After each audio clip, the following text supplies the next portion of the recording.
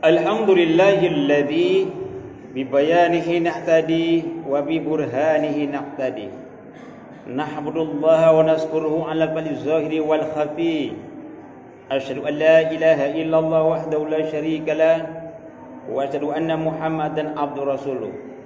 Allahumma shalli wa sallim ala nabiyil karim wa ala alihi wa sahabatihi ajma'in, amma ba'du. Fa ya ibadallah, usikum wa iyaya nafsi bitaqwallah faqad fadzal muttaqun. Qala ta'ala fil kitabil aziz, a'udzu billahi minasyaitonir rajim.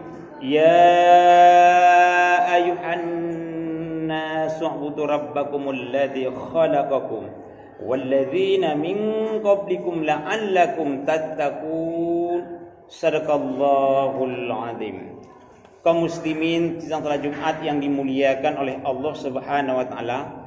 Pertama-tama marilah kita panjatkan puji dan syukur kehadiran Allah, karena dengan nikmatnya pada tanggal 21 Juni 2024 atau bertepatan pada 14 Zulhijjah 1445 Hijriah, kita dapat berkumpul di Masjid Al-Ikhwan Jalan Bunga Wijaya Kusuma Padang Ulam Medan ini.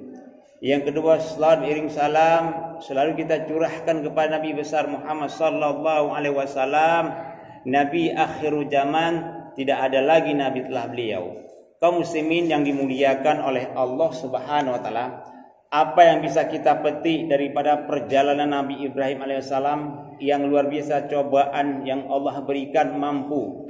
Kita harus belajar bagaimana menjadi orang yang tangguh, belajar daripada bagaimana ketabahan Nabi Ibrahim alaihissalam, kepasrahan beliau dalam menjalankan cobaan-cobaan dan berbuah manis untuk beliau. Kaum muslimin yang dimuliakan oleh Allah Subhanahu wa taala, ketika Nabi Ibrahim alaihissalam sedang duduk dan menggembala kambing, lalu Allah mengatakan kepada para malaikat, "Wahai malaikat-malaikatku, engkau lihatlah bagaimana Ibrahim alaihissalam itu, dimanapun tempatnya berada, dimanapun posisinya berada, tak pernah lupa dia beribadah kepadaku. Bahkan dia bertasbih kepadaku sepanjang malam hari, tak pernah lupa." Lalu para malaikat mengatakan, "Ya Allah, bisa jadi karena Ibrahim alaihissalam karena banyak bergelimpangan harta, jadi enak beribadah kepadamu ya Allah. Mungkin kalau dia tidak ada harta, mungkin dia melupakanmu ya Allah."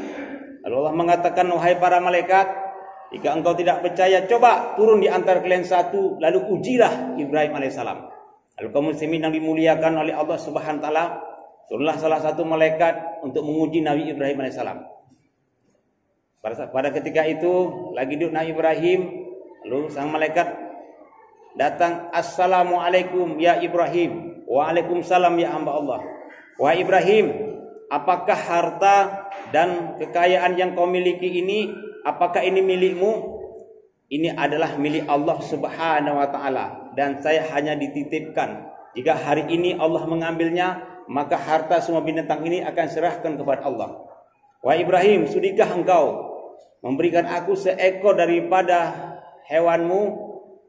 Lalu Ibrahim menjawab, "Wahai hamba Allah, jangankan seekor, jika engkau bertasbih kepada Allah, sepertiga daripada hewan dan sepertiga daripada hartaku ini akan kuberikan kepadamu." Maka sang malaikat bertasbih, "Subhanallah walhamdulillah wala ilaha illallah wallahu akbar." Lalu Ibrahim mengatakan lagi, "Wahai hamba Allah, cobalah bertasbih sekali lagi kepada Allah, sepertiga akan saya berikan lagi semua harta dan daripada hewan kurbanku." Maka malaikat itu bertasbih lagi, "Subhanallah walhamdulillah wala ilaha illallah wallahu akbar." Lalu sang Ibrahim mengatakan lagi, "Wahai hamba Allah, cobalah bertasbih lagi kepada Allah untuk terakhir. Semua hartaku dan semua hewanku dan diriku sendiri akan menjadi milikmu." Maka bertasbih sang malaikat itu, "Subhanallah walhamdulillah wala ilaha illallah wallahu akbar." Wahai hamba Allah, sekarang aku telah tidak memiliki apapun lagi. Bahkan aku ingin daripada apa yang mendengar dari perintahmu untuk melaksanakan apa yang harus kulakukan. Lalu sang malaikat membuka identitasnya. "Wahai Ibrahim alaihissalam, saya hanyalah sebagai utusan daripada Allah malaikat. Saya ingin menguji bagaimana kehebatanmu memiliki harta dan hewan dan segala macam. Rupanya kau betul-betul orang yang tangguh, wahai Ibrahim alaihissalam." Lalu Ibrahim mengatakan, wahai malaikat, hai hamba Allah, saya tidak akan meminta lagi apa-apa yang telah saya berikan. Bahkan saya telah meminta lagi, bahkan yang harta yang telah saya berikan, tidak mungkin lagi saya minta untuk kembalikan lagi, karena udah bukan lagi milikku. Lalu malaikat bingung, ya Allah, bagaimana ini ya Allah? Saya tinggal di langit, mana mungkin saya akan membawa daripada hewan-hewan semua yang telah diberikan oleh Nabi Ibrahim alaihissalam. Lalu kaum muslimin yang dimuliakan oleh Allah Subhanahu wa taala, lalu sang malaikat mengadu kepada Allah sekali lagi, ya Allah, bagaimana ini Allah? Lalu Allah menyuruh kepada Nabi Ibrahim alaihissalam, wahai Ibrahim, sembelihlah semua hewan-hewan dan bagilah harta-hartamu itu untuk fakir miskin dan anak yatim. Masya Allah kaum muslimin yang dimuliakan oleh Allah Subhanahu wa taala, bagaimana Nabi Ibrahim dalam keadaan susah, kaya, tetap istiqomah kepada Allah. Lalu kaum muslimin yang dimuliakan oleh Allah Subhanahu wa taala, itu ujian dari malaikat. Lalu ujian daripada siapa? Lalu ujian daripada Namrud, sang pemimpin. Bagaimana kita lihat Namrud setelah kalah berdebat dengan Nabi Ibrahim, dia ingin membakar Nabi Ibrahim alaihissalam. Lalu datang para bantuan-bantuan, setelah api berkobar begitu hebat, Ibrahim datang bantuan dari malaikat, dari jin, dari makhluk lain untuk menolong Ibrahim. Wahai Ibrahim, sudikah kiranya saya ingin menolongmu? Kata malaikat Jibril. Lalu Ibrahim semua menapi daripada bantuan-bantuan. Kenapa? Nabi Ibrahim hanya ingin dibantu oleh Allah Subhanahu wa taala, karena Allah memiliki semuanya. Dia yang memberi daripada bala bencana. Dan ia yakin kepada Allah Subhanahu wa taala. Kaum muslimin, bagaimana kita bisa lihat bagaimana keyakinan Nabi Ibrahim. Hari ini kaum muslimin, kalau hari ini kita ibarat tergantung kepada manusia, kita siap-siaplah kecewa. Hari ini kita tergantung kepada makhluk hidup, maka kita akan merasa kita menderita. Kenapa rugi? Kenapa kaum muslimin yang dimuliakan oleh Allah Subhanahu wa taala? Kalau hari ini orang kaya, dia mungkin akan menjadi miskin, maka kita pun akan jadi miskin. Hari ini orang punya jabatan, menjadi apa, kepala dan segala macam. Ketika dia pensiun, kita pun akan selesai. Jadi kaum muslimin yang dimuliakan oleh Allah Subhanahu wa taala, mengadulah kepada Allah, karena tidak akan pernah kecewa. Kalau kita mengadu kepada manusia, maka siap-siaplah kita kecewa. Allah tidak akan pernah bangkrut. Allah tidak akan pernah mati. Allah tidak akan pernah miskin. Allah hidup selama-lamanya. Jadi kaum muslimin yang dimuliakan oleh Allah Subhanahu wa taala, apa maksudnya? Apapun masalah kita, apapun yang dikendalikan daripada hidup kita, mengadulah kepada Allah, maka kita tidak akan pernah kecewa. Barang siapa yang mengadu kepada manusia, yang mengharap kepada manusia selain Allah, maka siap-siaplah dia akan kecewa. Lalu kaum muslimin yang dimuliakan oleh Allah Subhanahu wa taala, ujian dari siapa lagi? Ujian dari sang ayah dan ibu. Kaum muslimin, kita lihat Nabi Ibrahim alaihissalam memiliki ibu dan ayah bukan orang yang muslim, bukan orang yang bertakwa kepada Allah. Bahkan mereka adalah pembuat patung. Tapi apakah Nabi Ibrahim memusuhi kedua orang tuanya? Tidak. Bagaimana dia memuliakan orang tuanya dan dia terus berdoa kepada Allah Subhanahu wa taala, ya Allah, berikanlah hidayah kepada kedua orang tuaku. Masalah hidayah serahkan kepada Allah. Masalah kita berbuat baik, berikan itulah yang terbaik. Jadi kaum muslimin yang dimuliakan oleh Allah Subhanahu wa taala, inilah ajaran orang muslim. Kita lihat bagaimana kaum muslimin orang tertarik ketika Rasulullah datang. Orang tertarik memeluk Islam bukan karena daripada hebatnya tahajud Rasulullah, tidak. Bukan daripada pakaian, bukan daripada amalan Rasulullah, tetapi karena tertarik orang karena melihat akhlak Rasulullah yang luar biasa, Masya Allah, tidak ada tandingannya. Inilah yang membuat tertarik orang-orang memeluk Islam. Hari ini kaum muslimin yang dimuliakan oleh Allah Subhanahu wa taala, cerminan Islam itu ada pada diri kita. Kalau hari ini kita sopan, baik, ramah kepada siapapun tanpa memandang bulu, orang akan lihat luar biasa baiknya. Akan bertanya orang, bagaimana Islam mendidik dia menjadi orang-orang yang hebat, tidak terpengaruh dengan lingkungan dan segala macam. Ini orang akan belajar. Kenapa? Karena dilihat cerminan Islam hari ini pada diri kita. Jadi kaum muslimin yang dimuliakan oleh Allah Subhanahu wa taala, hari ini orang tertarik memeluk Islam bukan karena hebat ibadah kita, hebat tahajud kita, bukan. Tapi kalau hari ini kita bisa mencerminkan diri kita berakhlak yang baik, sopan kepada siapapun, hormat kepada siapapun, orang akan mempelajari bagaimana bisa Islam mendidik dia begitu baik. Itulah kaum muslimin yang dimuliakan oleh Allah Subhanahu wa taala. Rasanya berat Islam akan sampai ke Indonesia ini kalau hanya mengandalkan Rasulullah ibadah dan ibadah saja tidak akan sampai. Tapi dengan akhlak yang mulialah Islam hadir ke Indonesia dan kita bisa merasakan hari ini. Lalu kaum muslimin yang dimuliakan oleh Allah Subhanahu wa taala, cobaan dari alam yang gersang. Alam yang gersang yang tandus ketika Nabi Ibrahim diletakkan gitu, apa doa pertama Nabi Ibrahim? Ya Allah, jadikanlah ya Allah aku bersama keluargaku orang-orang yang ahli ibadah. Masya Allah kaum muslimin. Doa pertama, bukan doa Nabi Ibrahim minta daripada buah-buahan, minta air supaya lagi kehausan, supaya bagaimana dia bisa makan yang enak dengan tandus yang gersang, tapi tidak minta itu. Dia minta ya Allah jadikan ya Allah kami, keluarga kami orang-orang yang ahli ibadah. Masya Allah kaum muslimin. Ini luar biasa.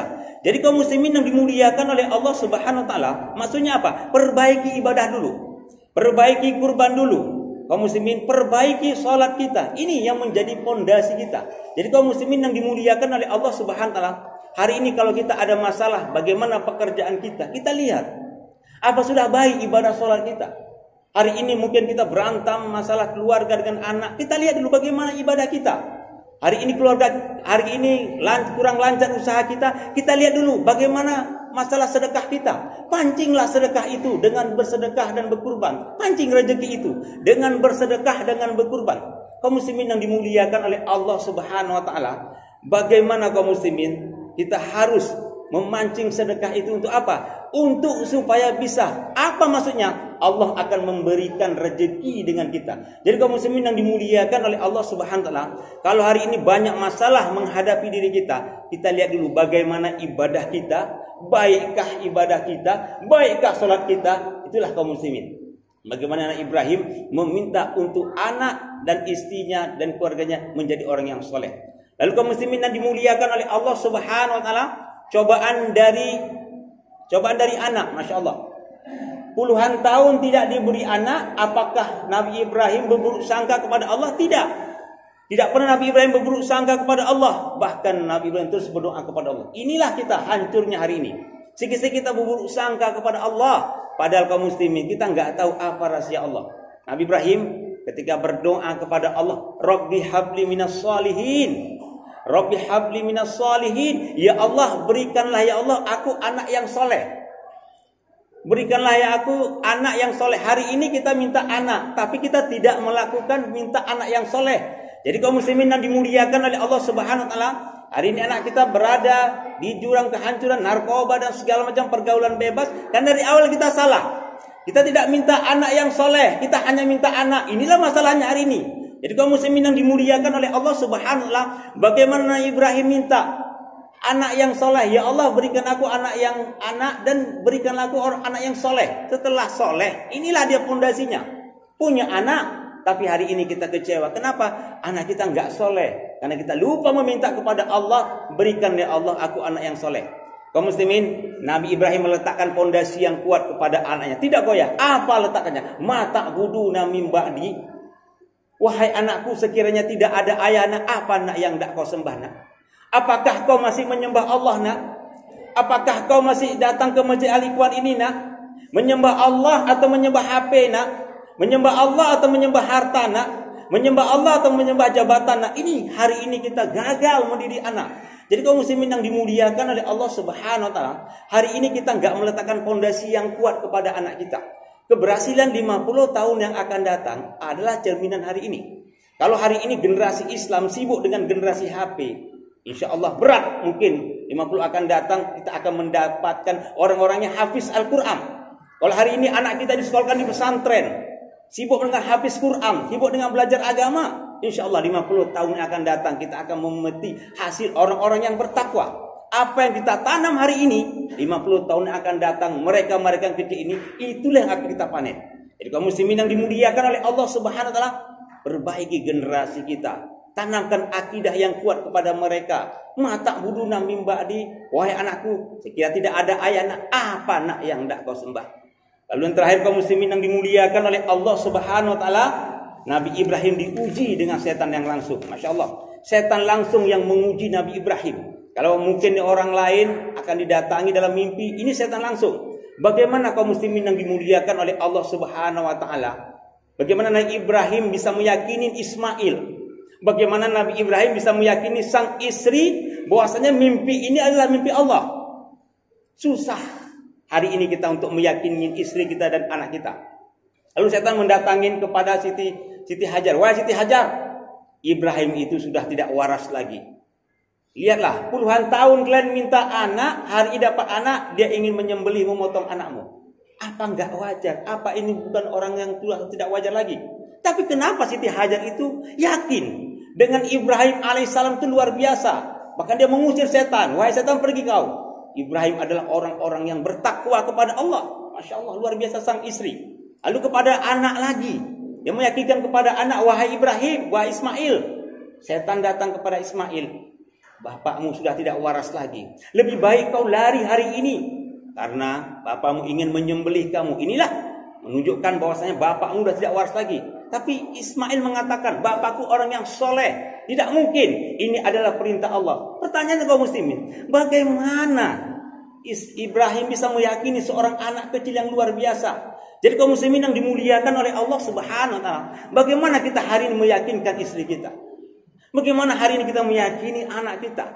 Kaum muslimin, betapa banyak orang hari ini disegani di kantor, dihormati di militer, jadi direktur, jadi kepala ini, kepala itu, tapi nggak dihormati sama anaknya, nggak dihormati sama istrinya, diacuhkan. Padahal di luar dia luar biasa dihormati oleh kawan-kawannya, tetapi dia gagal dalam meletakkan fondasi keluarga. Kenapa? Karena kaum muslimin dia nggak pernah menghadirkan Allah. Kenapa Ibrahim berhasil? Karena Ibrahim berhasil menghadirkan Allah dalam kehidupannya. Nabi Ibrahim berhasil meletakkan Allah kepada keluarga kecilnya, hingga menjadi keluarga yang baik, sakinah, mawaddah, warahmah. Itulah fondasinya. Kaum muslimin yang dimuliakan oleh Allah Subhanahu wa taala, marilah hari ini kita hadirkan Allah di keluarga kecil kita. Bagaimana kita dihormatin oleh keluarga, itu yang paling utama. Sehingga apa? Mereka tahu bagaimana meletakkan kita sebagai pemimpin daripada keluarga yang sakinah, mawaddah, warahmah. Barakallahu li wa lakum bima fihi min ayati wa dzikril hakim. Wa taqabbala minni wa minkum tilawatahu. Innahu huwas samiul alim.